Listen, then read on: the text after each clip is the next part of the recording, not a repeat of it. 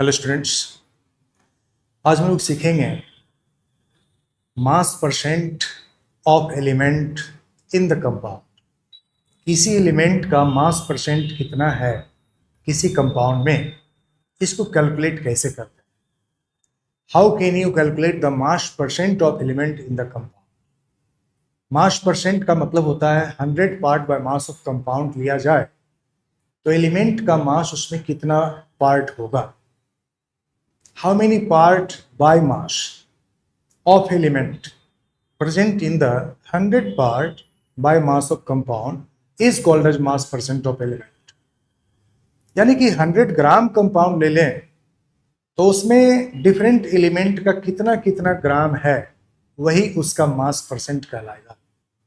तो मास percent of element in the compound calculate करने के लिए हम लोग क्या करेंगे, मास percent of element in compound calculate करना है। तो हम लोग इसके लिए एक सिंपल सा फॉर्मूला यूज करेंगे और इससे बहुत ही आसानी से मास परसेंट एलिमेंट का कैलकुलेट हो जाएगा। इस फॉर्मूला में है Z into atomic mass of element, number of atoms of element को Z से, into atomic mass of element को A से, divided by molar mass of compound. Molar mass of compound का मतलब एक मूल कंपाउंड के मास कितने हैं, मोलर मास ऑफ कंपाउंड से डिवाइड करेंगे Z इंटू ए में और इंटू 100 कर देंगे तो कैलकुलेट हो जाएगा मास percent of element present in the compound. इसमें Z जो है ये रिप्रेजेंट कर रहा है number of atoms of element in compound. मतलब कंपाउंड का जो फॉर्मूला है उसमें नंबर ऑफ एटम्स किसी एलिमेंट का कितना है, पर्टिकुलर जिस एलिमेंट का मास परसेंट निकालने जा रहे हैं उस एलिमेंट का नंबर ऑफ एटम्स कितना है केमिकल फॉर्मूला ऑफ कंपाउंड में, उसको Z से रिप्रेजेंट करते हैं। ए का मतलब हो गया atomic mass of element, atomic mass of element, जिस एलिमेंट का मास परसेंट निकालना है उसका एटॉमिक मास यूज करेंगे। और M का मतलब हो गया molar mass of the compound,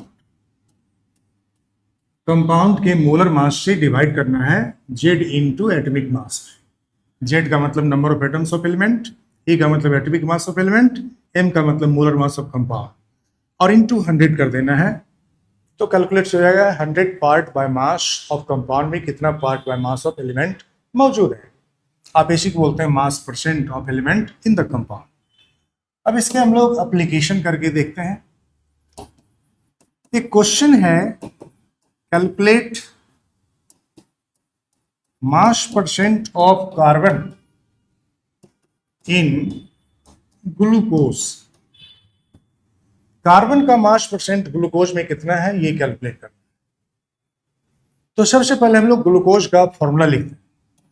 glucose का मोलिकुलर फॉर्मूला होता है C6H12O6। अब यहां पर कार्बन का नंबर ऑफ एटम्स Z 6 के इक्वल है, एटॉमिक मास कार्बन का 12 होता है और मोलर मास इस कंपाउंड का सम ऑफ एटॉमिक मास के द्वारा कैलकुलेट कर सकते हैं। जो भी आएगा मोलर मास यहाँ पुट करेंगे इंटू 100 कर देंगे तो मास परसेंट ऑफ एलिमेंट कितना होगा ये फाइंड हो जाता है।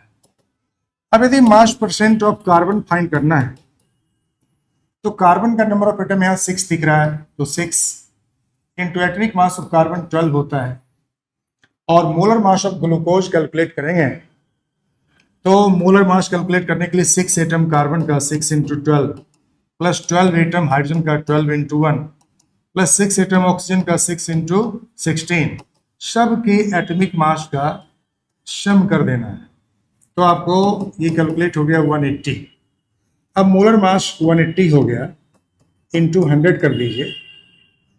जब इसको आप कैलकुलेट करेंगे 6 3 जा 180 हो गया, ये 0 से ये 0 कट गया, 3 से ये 4 टाइम्स कट जाएगा, 4 10 जा यानी कि 40%, यानी कि कार्बन का मास परसेंट कैलकुलेट हो गया 40%। इसी तरह से हम लोग किसी भी एलिमेंट का किसी भी कंपाउंड में मास परसेंट कितना होगा इसको कैलकुलेट कर सकते हैं। ओके।